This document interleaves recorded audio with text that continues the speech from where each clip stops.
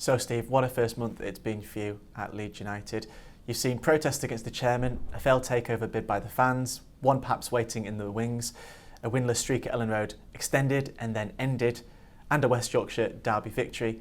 Did you think it was going to be like this? You don't know what you're going to get when you walk in. You certainly don't realise how big the football club is until you come inside it and you see what it means to so many people, not only in the city of Leeds or the surrounding areas, but worldwide really. It's incredible, but we've come in large. We've had better than not performances, better than not results. Still a long way away from where we need to be, but very much heading in the right direction.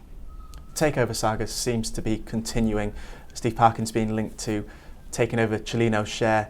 Moyes has been linked with your job. Are you worried at all? No. I think I've said it every day I'm manager of this football club. It's a great honour, and I've said when, if there's a takeover or when Mr. Cellino moves on or Mr. Parkin takes control or whatever, then they'll decide who they want as coach. If they want David Moyes, Jose Mourinho, Sven-Goran Eriksson, I don't know.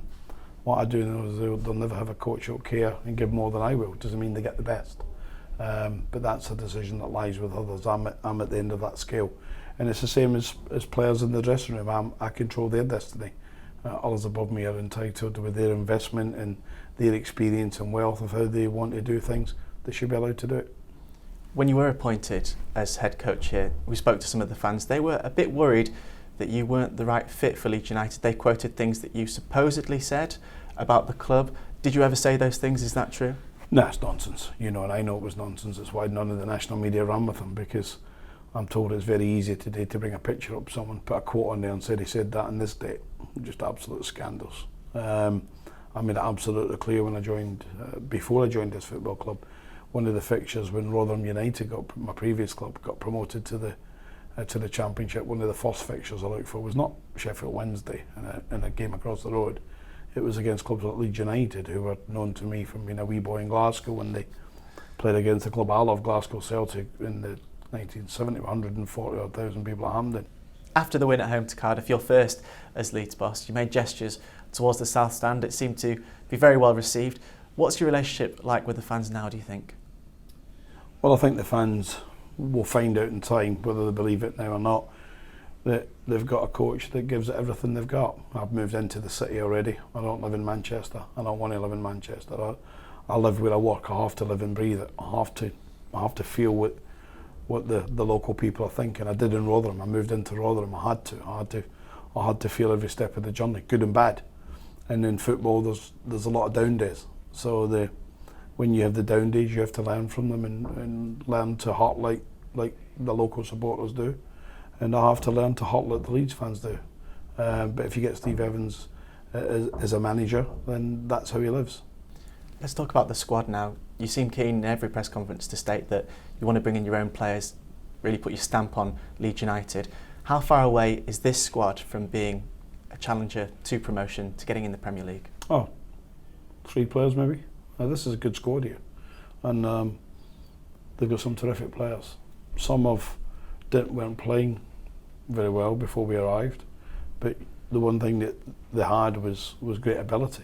And if you've got the ingredients, it takes different types of management style to get them out. And we've watched a number of players, probably 5 or 6 players, now starting to play like the way they should play if they're at Ellen Road. And so the performances are starting to come out, and we need them to continue to improve. But we do think there's 2 or 3 positions that we could strengthen, and we're trying to do that. But it's 2 or 3 places as opposed to 8 or 9. When you talk about the players who you've seen a change in, is Mark one of them? We've seen a couple of screamers from him in the last couple of games. Is he one of the players that you're talking about? Yeah, he's a terrific young talent, Alex Mowat, isn't he?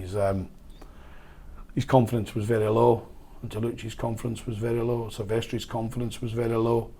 You have to embrace and lift people, and sometimes being dictatorial to them isn't the way forward. And I'm not making that level of accusation, but I tend to treat players as I would treat my own son. Sometimes that's hard. Sometimes you have to be hard to be fair. And but over the piece, being hard, you know, on other days you're soft as you are with them. It's no different when you treat your son. You know, when you say to your son who, for the first time at 17-year-old, comes in at 3 o'clock in the morning, it's not appropriate. So you tell him, and you have to tell him quite strongly. And you walk upstairs and you've got a lump in the throat yourself because it's probably the first strong words you've had with somebody you love more than life. And so I treat my players like my son. So if I have to have strong words, how you do it has to be said in a constructive way these days. So you know, we've just let them embrace it and let them enjoy being a footballer at this fantastic football club. What is it about Leeds United that you find so appealing? It's just a giant of a football club, isn't it? It's a football club that's at this minute in time is in the wrong place. You know, I was in London briefly yesterday, and even some passionate supporters of the likes of Arsenal and Chelsea and Tottenham all saying to me they look forward to the games against Leeds United again. They're one of the big four in British football, but not where they are if you rate the league table up, which is a shame. So the first thing we have to focus on is winning our next game, which is against my old club. And then if we win that, then we need to focus and get a result in West London. If we win those two fixtures, we're on the way, aren't we? And we're marching on together. And finally, Steve, I have to ask this. Do you think you're the right man to take Leeds United back to the Premier League? Oh, there's no doubt about it. I think if I get given time, I'll take Leeds United to the Premier League. Will I be given time? That's never my decision. People have to judge on what we're trying to do. They have to judge ultimately on results, because results dictate whether you're on the right journey or no. But this football club's gone back to the Premier League. I think I can take them there. Let's see if I can give them the time.